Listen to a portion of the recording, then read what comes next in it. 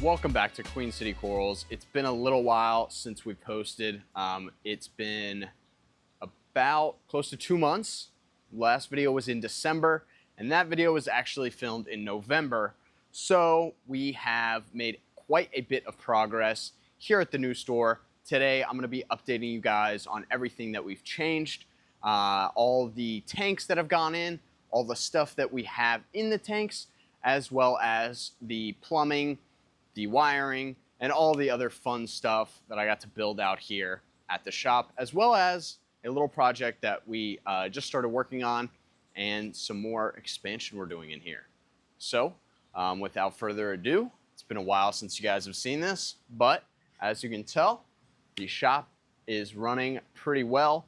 We've got lights, we got corals. There's not much else that we need to do other than add these new systems that we just set up. These are actually our old show tanks that we used, and we are repurposing them for some new systems. This one here is going to be standalone, and that one is going to get tied into the system behind it. So we're already expanding here because we are already running out of space, of course. So we should have these running in the next week. Which will add some more space for us to do things like anemones that we want to kind of isolate and separate from everything else, as well as some things like leathers and other quick growing corals that can oftentimes kind of take over some of the systems. So we'll be able to isolate them there in their own systems without them bothering the other corals. So starting out with over here, we've got a washer and dryer, which is very nice because we were hauling the towels back to our house, and that was not fun. So we can now do our own laundry here. We can wash our filter socks and everything. Of course, we've got a sink here. We've also got our RODI, and this is just for topping off. So as I said in the previous video, we ran the RO line for our big RODI unit over here for our mixing station, but that machine was already kind of tapped out. So for topping off, we added a separate system, and that way we can top off all the tanks without running into issues of using too much water when some of the bigger jugs aren't full. Next up, we've got what you guys have been waiting for, System 1. So as you guys can see, I've got the structure built so that there's some shelving up top. We've got all of our boxes that were up in that front room. Our box is full of boxes up there now. So it cleared up a lot of floor space and gave us a little bit more storage up there. But to actually get into the system, so this system we lit with Radions that we've been kind of hoarding and purchasing. These are the Gen 4 Radions, which put out a little bit more par than the newer Radions. They are all the pros, and they are turned down pretty low because in this system we have more LPS corals. So this tank right here, this whole 8-foot tank, is kind of split up in the middle. So we've got some of our frags in here. So these are frags that we have recently cut. We kind of heal them up in this section and then photograph them and move them over to the other store where we'll put them online. Next up in this section of the tank, we've got some of our Gani grow out, as well as some miscellaneous Montes and other encrusters. We've got a couple Pictinias, a couple Chalices, and then we've got our Duncans for grow out. Also got some Acans and some Trumpets in the back there. Then moving on to this system, this one is going to be our encrusting grow out. So encrusters, that's Cyphastrias, Stylostenellas, Favias, Leptostreas, all sorts of fun encrusting corals. And then we've also got Chalices in here. So we've got a nice mix. I've got a few more Favias and some rocks in here from a customer that we're gonna frag down. I've also got a pretty cool big pagoda cup in the back. If anyone's interested in a pagoda cup, you guys can hit us up on YouTube, Instagram, Facebook, text us. If you want a big pagoda cup, they're a pretty cool coral. We've got frags on the website, but if you want a bigger piece, we got that one here. This tank here is our SPS. So we've got mostly bird's nest and stuff. I've got a few acros in here that I'm gonna move over to the other store, but we're kind of quarantining them in here. So this is going to be where all of the bird's nests, stylos, anacroporas, all the non-acropora SPS are going to be. As you can see, we've got 3 Radion XR15s. These are the Gen 4 Pros, so they'll help put out a little bit more par. And then we've also got a T5 retrofit kit to add a little bit more par in here, because we've got the XR15s, which are a little bit smaller. So these T5s help not only to increase the par, but I also really like the spectrum that they put out and the coloration that these corals get under the T5s. They aren't turned on yet. We only have them running for about 4 hours, partially to limit algae growth. So moving on to the filtration for this system, we've got a big Rubbermaid tote. This is a 100-gallon tote that we have drilled and kind of customized for our use here. So as you can see, we've got the Simplicity 540 DC skimmer. I really like these Simplicities because they are a great bang for your buck, especially for the size of this skimmer, and also because they are DC, so they're going to be a lot quieter than the AC pumps. You also get a little bit more control. So not only can I adjust the air intake, I can adjust the water output, which raises or lowers the height, and then it's also got the controller for the DC pump, so I can also adjust that there. I can turn it up or down depending on where the water level is at. You know, if I'm maxed out on the other 2 adjustments, there's some more adjustment here, which is nice because it helps free things up. The plumbing for this system is pretty simple. We've got the 2 drains here that are the primary drains, and then we've got our emergency right here, which is putting out a little bit more water than I'd like it to, but we gotta go through and adjust that. Basically what this allows us to do, the 2 primaries in the emergency, is silence the plumbing, so that way you can get a full siphon on the main drains and just a little bit water going through the emergency. And then we've got our return pump plumbed here. It's the J-Bow DCP 20,000, so it puts out 20,000 liters of water per hour. That pump is perfect for our use here. Again, a great bang for your buck on that, and it gives us plenty of flow for the tanks.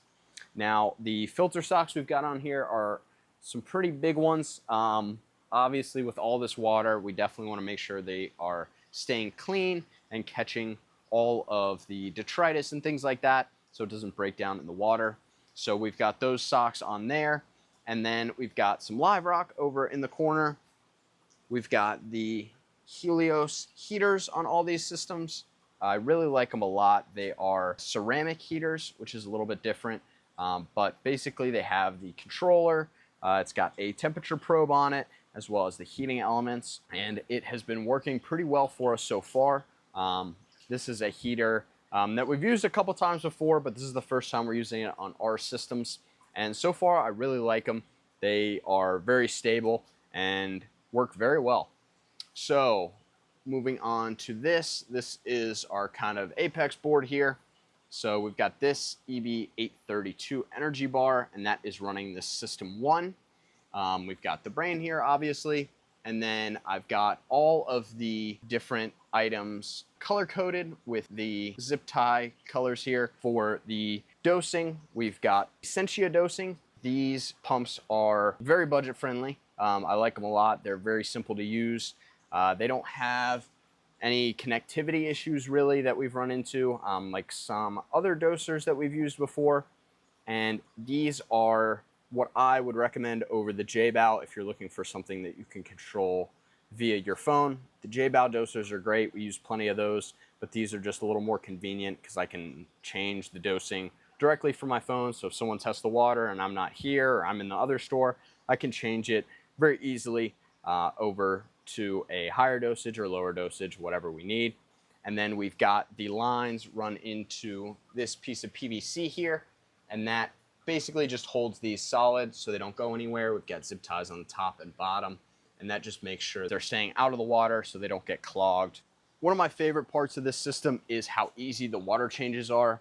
So I'll show you guys over here. Basically, we've got this little port right here. We've got a union on it, and we can take our hose hook it up to this union, and then all I need to do is pull out that drain and open this valve up, close the valve going to the sump, and I can drain almost this entire tank within 10-15 minutes.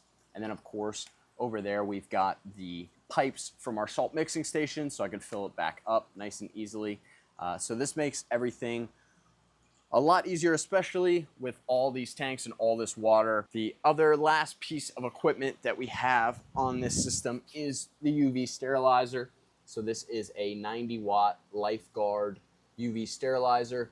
These are very helpful, very beneficial for reducing algae as well as coral diseases that might spread through the water column. All right, so now that we are done with system 1, we're going to move on to system 2. So system 2, this tank right here is going to be our higher end Zoa grow out. Right now it is kind of a mix between Zoas and Euphyllia. So we've got a lot of our hammers and torches in here. We've got also some Montes in here, some chalices in this area, as well as some of the Montes, some of the bigger plating things that take up a little bit more space. We've also right now got a few rock flowers in here. This system has a little bit of empty space so we can float the basket without covering up some of the corals. Moving on to this tank here, we've got most of our torches. So these are going to be kind of our overflow torches, more duplicates of what we have online next door. And then up here in the front, we've got kind of our miscellaneous frags. So I've got some mushrooms, pipe organs, some more of those pagoda cup frags. I've also got my black star polyp, some Galaxia, as well as some of the plate coral colonies, some hammer and frog spawn frags in this section here. Most of the frags in here are, again, just kind of duplicate overflow stuff that we have fragged up, we're letting heal up, and then we will move over next door once we clear out some more space over there. So a lot of kind of just overflow and stuff that we are selling, we're getting ready to sell. This tank is going to be standalone, so it won't be plugged into this one. This system is all lit with Kessels, the A360Xs. They work pretty well. I really like the blue on those guys, and the shimmer is also pretty cool. But they are perfect for this because this is all LPS, which are going to like a little lower light. So we've got them turned pretty much all blue. And depending on the corals that are in there, between 20 and 100%, just based on what the corals that are in there require. Other than that, it's pretty much exactly the same as System 1, same equipment and everything. I've got the separate EV832 over there for this system, which makes it nice and easy to control. And that's pretty much all of System 2. So moving on to System 3, which is a little bit different. This system is also lit with Kessels. This tank here, as I said, is going to get plumbed into this one. This tank is primarily for our anemones. You can see I've got some in the basket that we just got in. These are the blacklight anemones, and they have pretty interesting coloration to them. But this system is mostly for anemones, things that we kind of want to isolate because sometimes the anemones can put out some chemicals into the water that can irritate other corals. So especially when we have so many anemones, right now we're a little lighter, but usually we have a lot of anemones in here. So it's good to keep them a little bit isolated. Again, we have a UV sterilizer on here. I've got a little bit smaller one. This one, I believe, is the 25 watt. And that is just because it's a smaller system. The plumbing and everything is pretty much the same. We've got a J-Bow pump, a Simplicity skimmer, and then we've got lines for pumping the water out as well as pumping water in from our mixing station. This next tank here is also an isolated system. Again, we are lighting it with Kessels. We've got a UV sterilizer on there, a Simplicity skimmer. So we've got some of the green light and black light torches. Again, just kind of overflow of more that we don't have next door. I also have some Zoas in here that are being quarantined. So this is a system that we kind of use for quarantine as well as overflow. That's this tank here. Moving on to this set of tanks. So these tanks are connected. They're plumbed into the Rubbermaid tote in the back there. Same setup as the other tanks. We got the skimmer, This one, we've got the EB832. I've got that connected over to the main apex brain, so it's all together on the same apex. Same thing, Simplicity skimmer, a little smaller one because the system's a little bit smaller. And then we've got the Sentia doser and the Helios heaters on here. So this one, the plumbing gets a little bit complicated, but it's really not. So over here, we've got our freshwater top-off valve, and that connects down through here, through this hole that we drilled, and over to the other systems that are isolated. So that way we just have one pipe running down. And then same thing here, we've got our saltwater valve, and it again goes in and through over to the other systems. On this one, I've got a little freshwater light that we're running. I've got some Chaeto in there as well as some mangroves. We typically just sell the mangroves locally because they can be a pain to ship. They get stressed out if, you know, a leaf breaks off. We've also got the live rock in there.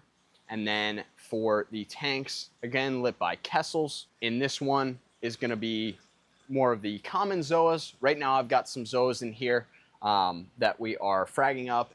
And that is about it for this tank right here. This tank here is gonna be more of our softies. So this has our clove polyps. I've got some pipe organs in here as well. We've got mushrooms and leathers. And then I've also got a little basket of Xenia in here that we are farming out. The pulsating Xenia is definitely a very popular coral, but because of the way it reproduces, it can kind of throw off pieces of itself and spread throughout the tank. So we keep it a little isolated in this basket, so that way we don't have Xenia growing everywhere. But this is our softy grow out, our non-Zoa softy grow out. So all of our mushrooms, leathers, green star polyps, all that fun stuff. And it is connected to that Zoa system. So all of our softies together, we definitely try to run a lot of carbon in here because the softies can produce some toxins, but especially if you're not, you know, cutting them, things like that. As long as you're running a good amount of carbon sized for the system, you won't really run into any issues. And that is pretty much it for this system here. So moving on to our fourth and final system. This is our quarantine system.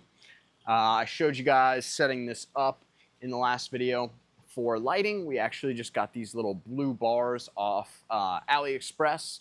So they are perfect for this use because they don't put out a ton of par. So whenever we get new corals in, basically what we do is we take them and we will put them in here to let them kind of adjust, recuperate from shipping and all that.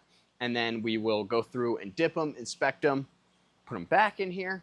And then usually about a week later, it kind of depends on the corals, but we will go through, re-dip, re-inspect, and then move them either into one of our systems or over next door into our for sale tanks.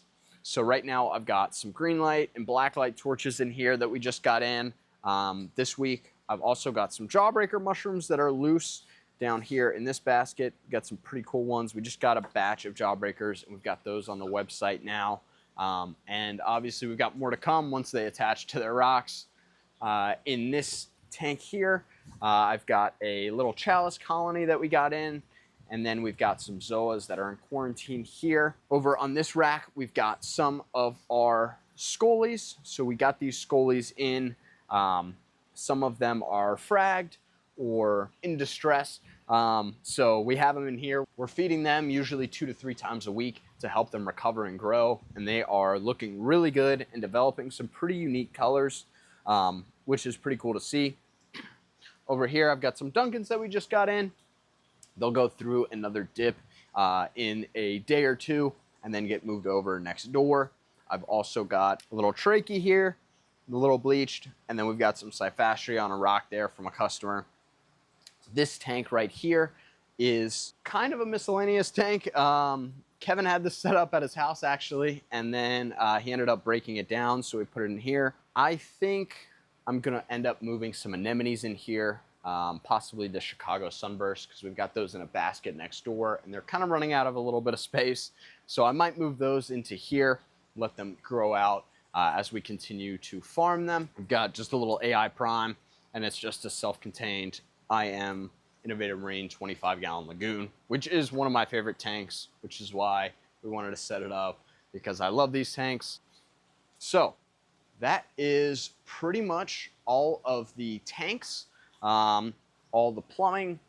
We have pretty simple setup. We've got Sencha dosers on everything, Simplicity skimmers, we've got the Lifeguard UVs, Kessel's Radions, and the AliExpress blue bars. And then we've got some shelving that we added, as you can see above here. And we've also got our dehumidifiers installed. So I've got this one and then 2 others, which is very important here in this environment. As I'm sure you can imagine, all this water, we definitely get a lot of evaporation. And so those help to keep this place feeling comfortable, not super humid, but also helps to prevent corrosion on things.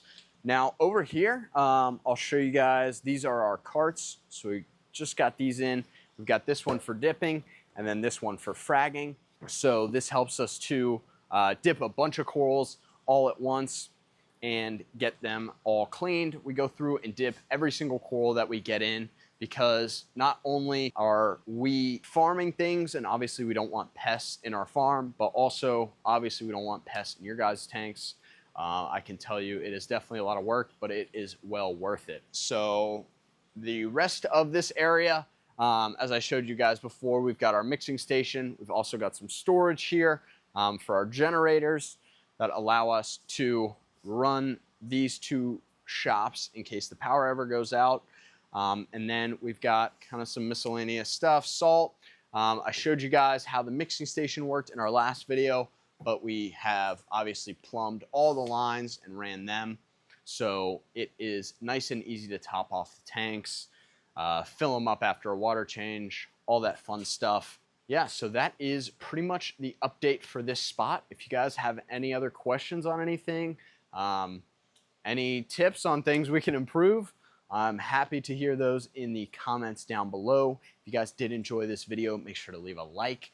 I know it has been a while since we've posted, but we're getting back on top of our YouTube. Obviously, this project has been quite a lot, and we are pretty much done with it now. So we'll be filming, putting out more videos. We should have them coming out every week again after this video. And we're going to get back into the swing of things. We've got some exciting trips coming up. We'll be going to Reefapalooza, Texas. So that'll be fun. We'll be giving you guys a video tour of that show, as always. And we also will probably be doing a video at a couple of wholesalers. I know you guys enjoyed our video of the wholesalers in California, so we'll be checking those wholesalers out in Texas as well. So some really good content coming down the pipeline. If you guys want to stay up to date on that, make sure to subscribe. And we will keep you guys updated on all the changes happening here in the store, as well as our care videos and all the other videos that we do. So I will see you guys in the next one.